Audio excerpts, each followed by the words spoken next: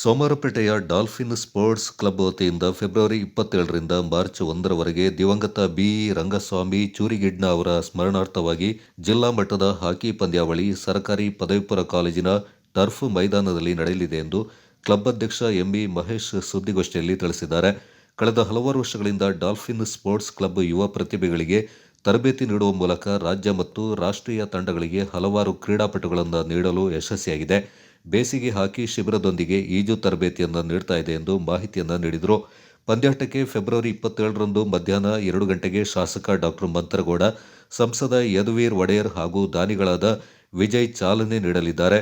ಇದೇ ಸಂದರ್ಭ ಮಡಿಕೇರಿಯ ಸಾಯಿ ಮತ್ತು ಕೂಡಿಗೆ ಕ್ರೀಡಾ ಶಾಲೆಯ ವಿದ್ಯಾರ್ಥಿನಿಯರಿಗೆ ಪ್ರದರ್ಶನ ಪಂದ್ಯಾಟ ನಡೆಯಲಿದೆ. ನಂತರ ಮೊದಲ ಪಂದ್ಯ ಗೋಣಿಕೊಪ್ಪದ ಬಿಬಿಸಿ ಮತ್ತು ಬೆರ್ಲಿ ನಾಡ್ ತಂಡಗಳ ನಡುವೆ ನಡೆಯಲಿದ್ದು, ದ್ವಿತೀಯ ಪಂದ್ಯ ಕೂರ್ಗ್ ಚಾಲೆಂಜರ್ಸ್ ಮತ್ತು ಕೋಣನಕುಂಟೆ ತಂಡಗಳ ನಡುವೆ ನಡೆಯಲಿದೆ ಎಂದು ತಿಳಿಸಿದರು. ಡಾಲ್ಫಿನ್ಸ್ ಕ್ಲಬ್ ವತಿಯಿಂದ ಜಿಲ್ಲಾ ಮಟ್ಟದ ಹಾಕಿ ಕ್ರೀಡಾಕೂಟವನ್ನು ದಿನಾಂಕ 26, 27, 28 ಮತ್ತು ಮಾರ್ಚ್ 1 ಫೈನಲ್ ದಿನ ನಡೆಸಲಾಗುವುದು. ಈ ಪಂದ್ಯಾವಳಿಯಲ್ಲಿ ಕೊಡಗಿನ ಪ್ರತಿಷ್ಠಿತ ತಂಡಗಳು ಭಾಗವಹಿಸಲಿದ್ದು, ಪ್ರತಿ ತಂಡದಲ್ಲಿ 5 ಜನ ಅತಿಥಿ ಆಟಗಾರರನ್ನು ಹೊಂದಿರುತ್ತಾರೆ.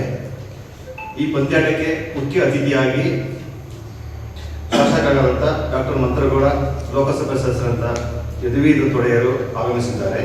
ಹಾಗೂ ಹಾಕಿ ಕರ್ನಾಟಕದ ಕಾರ್ಯದರ್ಶಿ ಎ.ಡಿ. ಸುಬ್ಬಯ್ಯ ಮತ್ತು ಟ್ರೋಫಿ ಮತ್ತು ನಗದು ಬಹುಮಾನ ದಾನಿಗಳಾದ ಬಿ.ಆರ್. ವೇಣುಗೌಡರು ಹಾಗೂ ಭಾರತೀಯ ತಂಡದ ಆಟಗಾರರಾದ ಅರ್ಜುನ್ ಹಲಪ್ಪ, ಎಸ್.ವಿ. ಸುನಿಲ್, ವಿಕ್ರಮ್ ಕಾಂತ್ ಹಾಗೂ ಭಾರತ ಕಿರಿಯ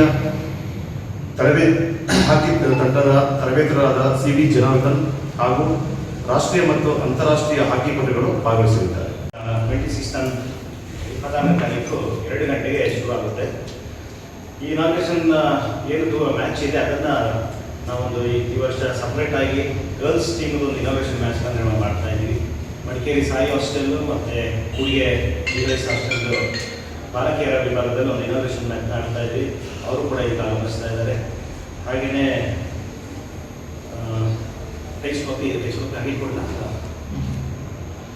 ಹಾಗೆ ಪ್ರತಿಯೊಂದು ತಂಡ ಸಮೇತ ನಾರ್ತ್ ಇಂಡಿಯಾದಿಂದ ಹರಿಯಾಣ, UP, ಪಂಜಾಬ್ ಹಾಗೂ ಔರಂಗಾಬಾದ್ ಕಡೆಯಿಂದ ಪ್ಲೇಯರ್ಸ್ಗಳು ಬರ್ತಾ ಇದ್ದಾರೆ.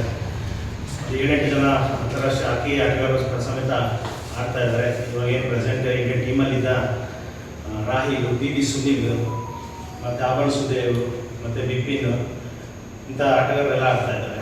ಹಾಗಾಗಿ ಈ ಒಂದು ಪಂದ್ಯಾಟನ ಯಶಸ್ವಿಗೊಳಿಸ್ಕೊಡ್ಬೇಕು ಅಂತ ಸೋಮವಾರಪೇಟೆ ಜನತೆಯಲ್ಲೂ ನಾವು ಕಳಕಳಿಯಿಂದ ಕೇಳ್ಕೊತಿದ್ದೀವಿ.